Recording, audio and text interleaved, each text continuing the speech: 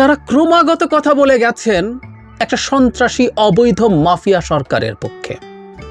তার মানে বাংলাদেশের গণতান্ত্রিক ব্যবস্থা নষ্ট হওয়ার মাধ্যমে যে আমাদের প্রতিটা ইনস্টিটিউট নষ্ট হয়ে গেছে, আমাদের জুডিশিয়ারি নাই, আমাদের লেজিসলেচার নাই, আমাদের নির্বাচন কমিশন নাই, আমাদের দুর্নীতি দমন কমিশন নেই, আমাদের পুলিশ, মানে যেগুলো সরাসরি সাথে জড়িত সরকারের প্রশাসন, পুলিশ সরিয়েই রাখি, একেবারে কনস্টিটিউশনাল বা সংবিধিবদ্ধ যেসব কমিশন বা প্রতিষ্ঠান সব কিছু শেষ করে দিয়েছে। এবং এই শেষ করার সাথে খুব জোর গলায় জনাব ইনু মেননরা ছিলেন। জনাব হাসানুল হক ইনু আটক হয়েছেন গতকাল।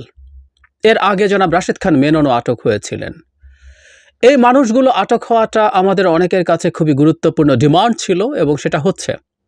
প্রশ্ন অনিবার্যভাবেই আসবে, এদেরকে আমরা ঠিক কিভাবে দেখব, তাদের প্রতি আমাদের দৃষ্টিভঙ্গি কি হবে, আমরা তাদেরকে নিয়ে কী করবো, টু বি স্পেসিফিক। একটা কথা শুরুতে বলে নেওয়া ভালো যে আওয়ামী সরকারের সাথে যারা থেকে বিভিন্ন পদে ছিল, এটা এমপি হোক মন্ত্রী হোক, জনাব ইনু জনাব মেনন দুজনই মন্ত্রী ছিলেন, এমপি তো ছিলেনই তথাকথিত। এসব এমপিকে আমরা এমপি আসলে সরাসরি বলাটাই ঠিক না।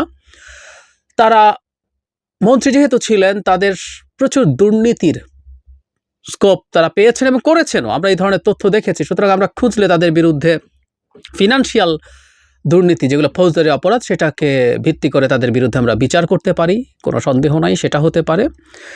কিন্তু এর চাইতেও গুরুত্বপূর্ণ কিছু বিষয় আছে। আমার মনে হয় এই রিলেটেড একটা চিন্তা অন্তর্বর্তীকালীন সরকার বা ভবিষ্যতের কোনো গণতান্ত্রিক সরকারের ভাবা উচিত হবে। মানে জনাব ইনু এবং জনাব রাশেদ খান মেননের বা 14 দলে আরও যারা যারা আছেন, তাদের মূল সমস্যার জায়গাটা কোনটা? এটা শুধু রাজনৈতিক দল না, আরও মানুষও এর মধ্যে ইনক্লুডেড হতে পারে, আমি আসবো সেই জায়গায়। এদের অপরাধটা এই না যে তারা ক্ষমতায় যেতে চান। ক্ষমতায় আসলে একটা রাজনৈতিক দলের উদ্দেশ্য বা প্রধান কাজই হচ্ছে ক্ষমতায় যাওয়া। আমরা যখন রাজনৈতিক দল তৈরি করি, আমাদের মাথায় মূল স্বপ্ন, মূল ইচ্ছা থাকে আমরা ক্ষমতায় যাব, ক্ষমতায় গিয়ে আমি আমার মতো করে দেশটাকে চালাতে চাই, এই তো রাজনীতি। সুতরাং ক্ষমতায় যেতে চাওয়ায় কোনো সমস্যা নাই, তার জন্য জোট করায় কোনো সমস্যা নাই, তার জন্য নির্বাচন করায়ও কোনো সমস্যা নেই। সে কারণে 2008 সালে যখন এরা একত্রিত হয়ে আওয়ামী লীগের সাথে জোট করে নির্বাচন করেছিল, আমি সেটাকে ছাড় দিচ্ছি, কোনো অসুবিধা নেই। যদিও সেই নির্বাচন নিয়ে কেউ কেউ বলেন, আমরা আশা করি এখনকার স্বাধীন বাংলাদেশে সেই ভ্যালিড কোনো প্রমাণ যদি থাকে 8-এর নির্বাচন নিয়েও সেটা সামনে আসা উচিত। যাই হোক, মোটা দাগে ওই অ্যাকসেপ্টেড নির্বাচনে তারা গেছে এবং পরবর্তীতে তারা যখন এমপি মন্ত্রী হয়েছে, আমরা এটাকে কোনো সমস্যার কারণ হিসেবে দেখি না।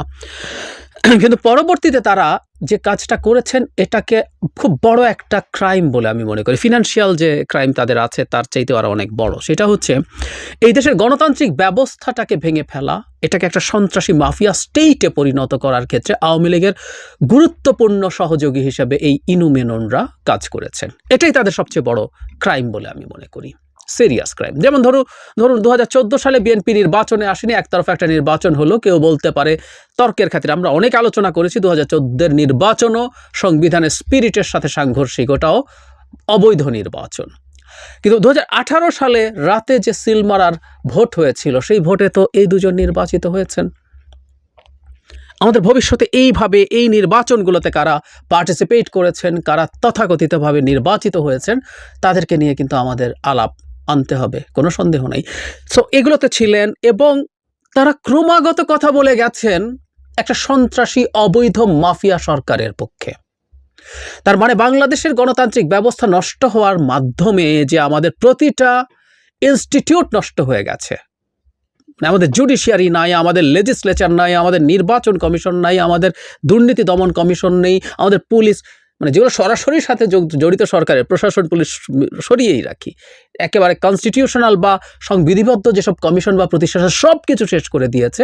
এবং এই শেষ করার সাথে খুব জোর গলায় জনাব ইনু মেননরা ছিলেন।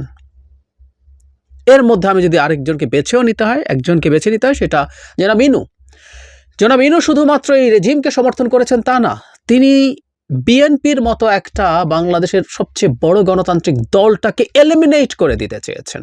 ওটা থাকতে পারবে না বাংলাদেশে, এই রকম আলাপ তোলার চেষ্টা করেছেন। কেউ কিছু বিরোধী কথা বললেই তাকে জামাত ট্যাগ দেওয়ার চেষ্টা করেছেন এবং ধ্বংস করে দেওয়ার, মানে মূল সমস্যার জায়গা যেটি ছিল, আপনি সবাইকে ধ্বংস করে ফেলবেন। শেখ হাসিনা যা যা চাইতো সেটাই আপনি চেয়েছেন, করেছেন।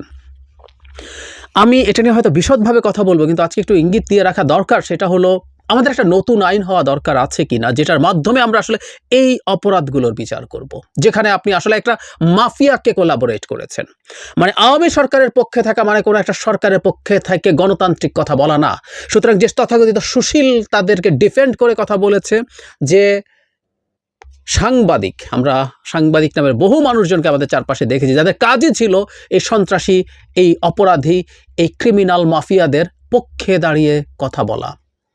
এই রকম মানুষের বিচার যেখানে করা যেতে পারে কোলাবোরেটর হিসাবে, মাফিয়ার কোলাবোরেটর এভাবে হতে পারে। আর ইনু মেননরা তো সরাসরি সেই জায়গাতে ছিলেন, এমনকি যারা কোলাবোরেট করেছেন। যদি বাংলাদেশে গণতান্ত্রিক ব্যবস্থা থাকতো, আওয়ামী লীগ যদি ক্ষমতায় থাকতো গণতান্ত্রিকভাবে, তার পক্ষে দাঁড়িয়ে কেউ যদি ব্যাটিং করতে চাইতো, তাকে নিয়ে আমরা সমালোচনা করতাম। তার খারাপ কাজকেও যদি তারা লেজিটিমাইজ করতে চাইতো, সেটাকে আমরা সমালোচনা করতাম, সেটাকে আমরা বয়ান দিয়েই কমব্যাট করার চেষ্টা করতাম। কিন্তু এই মাফিয়াকে ক্ষমতায় থাকার জন্য, মাফিয়াকে ক্ষমতায় রাখার জন্য যারা এভাবে কাজ করেছে, এগুলোকে ক্রিমিনাল অফেন্স হিসাবে দেখার অবকাশ নিশ্চয়ই আছে। আমাদের এই মুহূর্তে আমার জানা মতে এরকম কোনো আইন নাই। এরকম একটা আইন হওয়া দরকার। যারা যারা কাজ করেছেন, 18 সালে যারা রাতের ভোট করিয়েছেন, সেসব ডিসি, এসপি বা অন্যান্য পজিশনে যারা কাজ করেছে, তাদের বিচার হবে না? এই প্রত্যেকটা এই রকম একটা গণতান্ত্রিক ব্যবস্থা ধ্বংস করে ফেলার জন্য ঠিক এভাবে বিচারের ক্ষেত্রে বা অন্যান্য ক্ষেত্রে আমাদের যেসব বিচারক বা অন্যান্যরা যারা যা যা করেছেন, সেরকম একটা কিছু করা দরকার হবে বলে আমার মনে হয়। বিস্তারিত এটা নিয়ে কথা বলবো, কারণ এই মানুষগুলোকে যদি আমরা শুধুমাত্র মত প্রকাশ বা এরকম কথার ক্ষেত্রে ছেড়ে দেই, সেটা অন্যায় হয়। আর জনাব ইনু মেননদের তো বিচার আসলে হওয়া উচিত জরুরি ভিত্তিতে, কারণ তারা স্পষ্টভাবে একটা মাফিয়া সরকারের অংশ হয়েছেন, ক্ষমতায় থেকেছেন, ক্ষমতার স্বাদ নিয়েছেন এবং ক্ষমতায় রাখার জন্য সমানে চেঁচামেচি করেছেন, অন্যদেরকে ধ্বংস করার চেষ্টা করছেন। এগুলো প্রত্যেকটা অন্যান্য করাপশনের চেয়ে আরও অনেক বেশি ভয়ঙ্কর অপরাধ।